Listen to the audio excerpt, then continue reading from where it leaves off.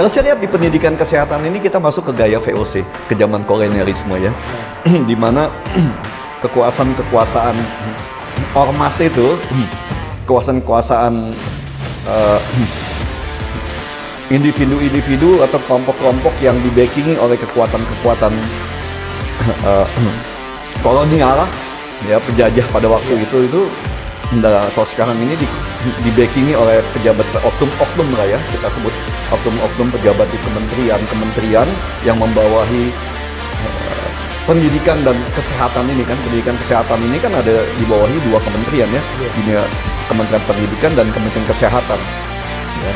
Dan saya lihat dari hasil rapat dengan Menko PMK juga sepertinya kebobrokan ini diamini oleh mereka ini juga ya. Mereka jadi seperti lepas tangan dan nggak tahu juga mau apa gitu kan, tentang adanya pelanggaran moralitas pada dunia pendidikan ini yang menjadi dasar buat kita menjalankan atau mengelola dunia pendidikan tinggi itu menjadi lebih terbuka. Itu aja sebenarnya ya. Sebenarnya kita udah tahu, tapi dengan adanya kesaksian baik dari Kemenkes maupun dari IAI yang membuka semua permasalahan tentang PNUK itu menjadi benar-benar terang benderang lah.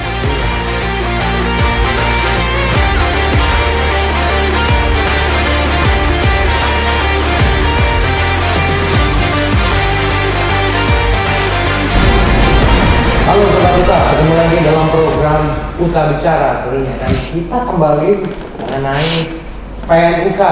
Kenapa PNUK? Karena ternyata pada persidangan di PT UN ini membongkar banyak sekali permasalahan terkait dengan PNUK. Ada masalah moral, ada juga masalah korupsi, ada pencucian uang, dugaannya ya. Dan ini melibatkan dana yang tidak sedikit sehingga berjumlah puluhan triliun rupiah. Nah, bagaimana menanggapi tentang hal ini? Kita akan ngobrol-ngobrol kembali dengan Ketua Dewan Pembina Yayasan UTA 45 Jakarta, Bapak Rudiono Dasono. Apa kabar Pak? Baik. Iya, Pak. Bagaimana Bapak melihat terbongkarnya seluruh kebobrokan di PNUK ini melalui PT UN, Pak? Gini ya. Sebenarnya semua permasalahan PNUK ala KFN itu atau ala ormas itu yang selalu kita sampaikan itu ya, kita sudah ketahui semuanya itu secara terbuka sejak awal. Cuma dengan adanya persidangan pada PT UN, semuanya menjadi lebih jelas dan terang benderang karena kesaksian-kesaksian dan kalimat-kalimat tentang adanya pelanggaran moralitas pada dunia pendidikan ini yang menjadi dasar buat kita menjalankan atau mengelola dunia pendidikan tinggi itu menjadi lebih terbuka. Itu aja sebenarnya ya. Sebenarnya kita udah tahu, tapi dengan adanya kesaksian baik dari Kemenkes maupun dari IAI yang membuka semua permasalahan tentang PNUK itu menjadi benar-benar terang benderang lah. Ya, apakah ini bentuk kolonialisme dalam pendidikan kesehatan? Ini ya, kita ini kan dalam reformasi kan, zaman reformasi. Kita masuk reformasi itu karena kita tidak suka dengan sistem dan tata cara pemerintahan Orde Baru waktu itu kan. Nah, jadi ada dua yang sekarang reform itu kan kita membentuk kembali kepada gaya masa lalu kan, reform kita kembali kepada suatu bentuk yang kita anggap kita cocok dengan kita itu kan. Nah, sebelum Orde Baru ini siapa? Hanya dua. Orde Lama, zamannya Bung Karno, atau masuk ke eranya kolonialisme, zaman pemerintahan VOC, kan itu. Ya, jadi kita mau reform dari Orde Baru ini mau ke Orde Lama atau mau ke gaya VOC. Kalau saya lihat di pendidikan kesehatan ini kita masuk ke gaya VOC, ke zaman kolonialisme ya, di mana kekuasaan ormas itu, kekuasaan individu-individu atau kelompok-kelompok yang dibackingi oleh kekuatan-kekuatan kolonial, ya, penjajah pada waktu itu. Kalau sekarang ini dibackingi oleh pejabat oknum lah ya, kita sebut oknum pejabat di kementerian yang membawahi pendidikan dan kesehatan ini kan. Pendidikan kesehatan ini kan ada dibawahi 2 kementerian ya, Kementerian Pendidikan dan Kementerian Kesehatan. Ya. Dan saya lihat dari hasil rapat dengan Menko PMK juga sepertinya kebobrokan ini diamini oleh mereka ini juga. Ya, mereka jadi seperti lepas tangan dan nggak tahu juga mau apa gitu kan. Ya, itu yang saya lihat bahwa sistem pendidikan kesehatan kita ini memang dikuasai oleh sekelompok orang swasta ya, dengan oknum-oknum kekuatan yang dibackingi oleh oknum-oknum tertentu ya, dengan kekuatan yang cukup kuat di Kementerian Pendidikan dan Kementerian Kesehatan itu, sehingga mereka bisa menguasai atau bisa menjalankan ya, kalau kita lihat dari PTUN ini kan kegiatan-kegiatan ilegalnya itu dengan melawan perundang-undangan ya, dugaan penipuan di sana, dugaan pencucian uang itu, dengan ya, dugaan korupsinya juga dengan sangat santai gitu kan. Mereka bisa bersurat menekan sana sini itu dengan leluasa lah. Ya, ini kan zaman VOC. Ya, jadi ada demang-demang kaki tangan penjajah yang memang disuruh maju untuk mencari uang lah, ya, memberikan upeti kepada penguasanya. Nah, ini terjadi ini. Ini terjadi ya. Ini terjadi sekarang di dunia pendidikan kesehatan ya. Sebenarnya terenyuh kita sebagai pelaku dunia pendidikan itu, terenyuh juga. Ya. Secara fisik kita kuat. Kenapa? Ini kan nggak ada urusan dengan masalah kehidupan kita secara fisiknya ya. Tapi secara psikis, nasionalis, ya, secara kebangsaan, ya, sebagai seorang pendidik kita nggak kuat di psikisnya, kita nggak kuat ya. Secara mental ini kita merasa benar-benar tekanan yang sangat tinggi. Ya. Inilah Indonesia hari ini ya.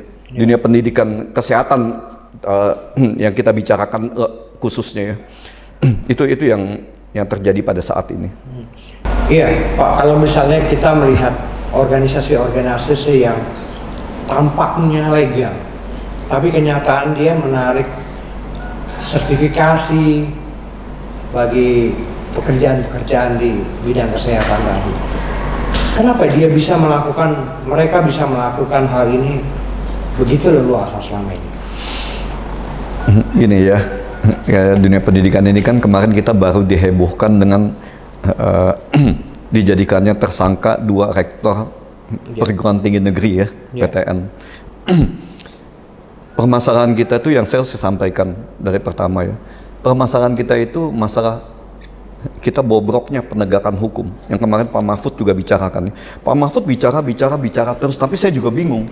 Beliau itu seorang Menko kan, yang harusnya bisa dengan suatu tindakan atau apapun cukup untuk menghentikan semua permainan itu.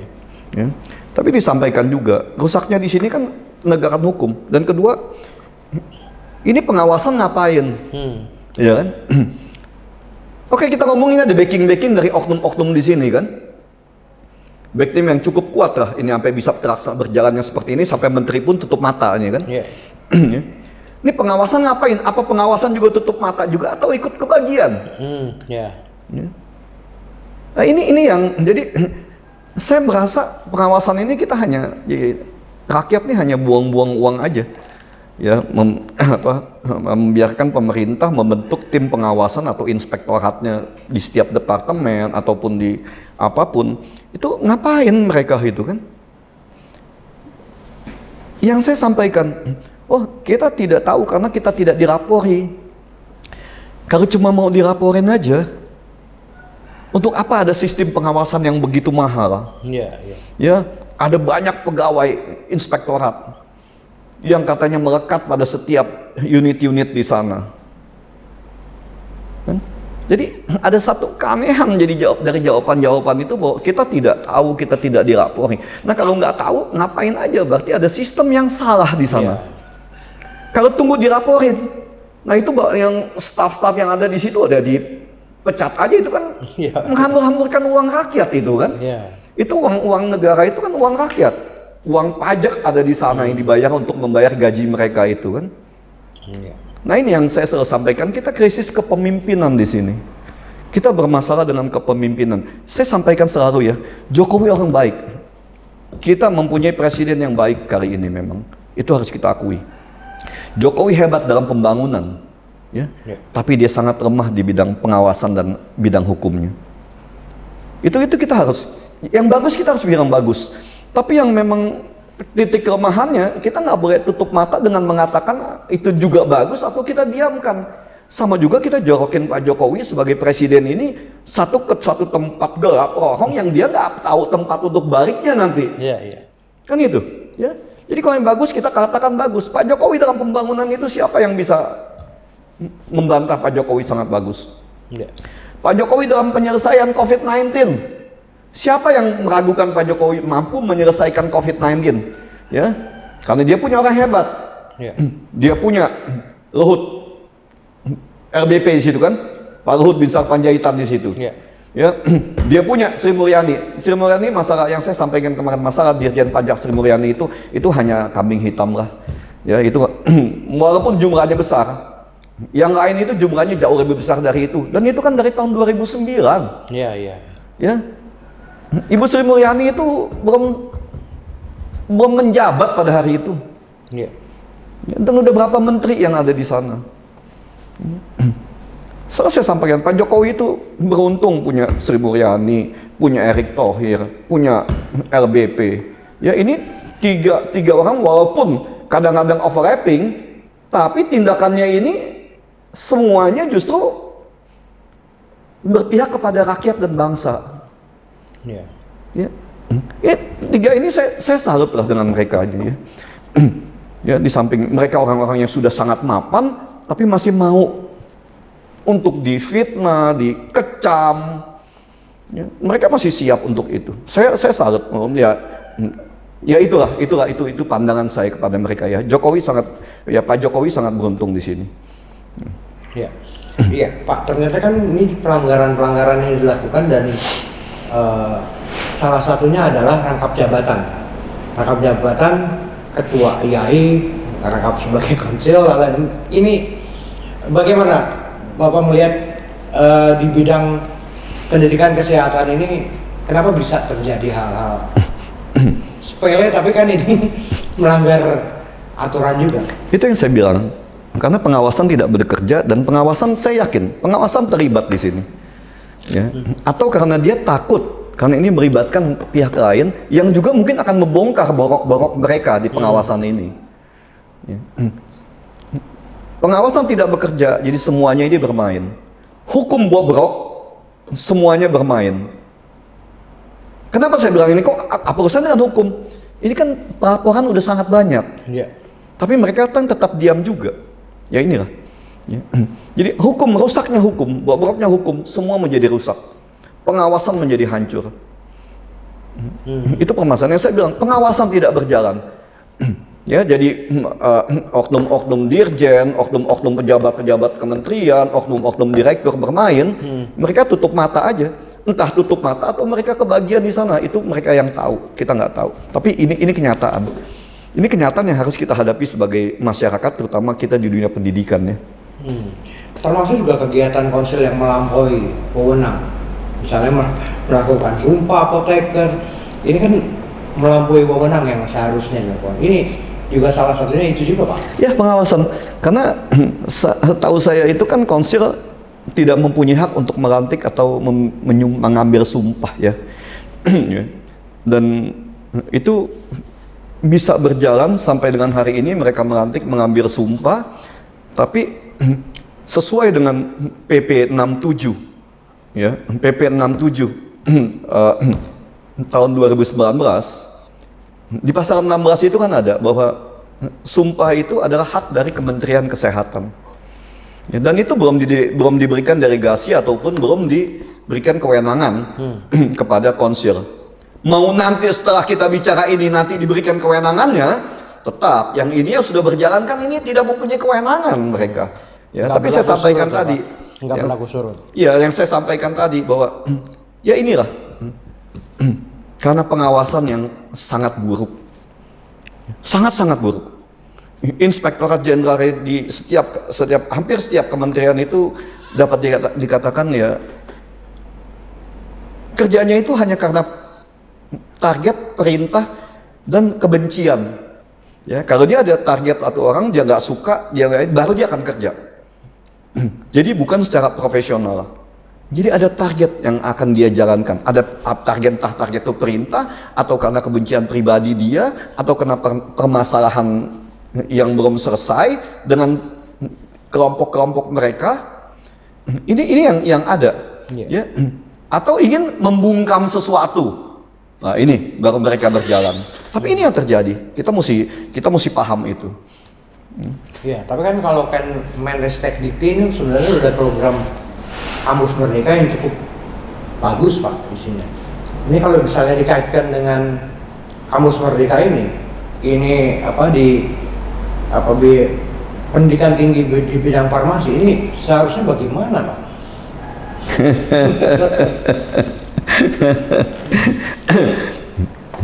Program Kampus Merdeka itu sangat bagus. Saya sempat bangga dengan Pak Menteri ya, Nadiem Makarim waktu itu kan. Ya tapi tambah kesini kok tambah ngawur juga dia ini kan. Ya, jadi sepertinya nggak tahu tekanannya karena masyarakat. Ini orang pintar. Kalau udah masuk ke dalam, Pak Mahfud kan sampaikan. Malaikat pun yang disampaikan ya, saya hanya ini. Malaikat pun masuk ke dalam sistem pemerintahan kali ini bisa jadi setan dia kan.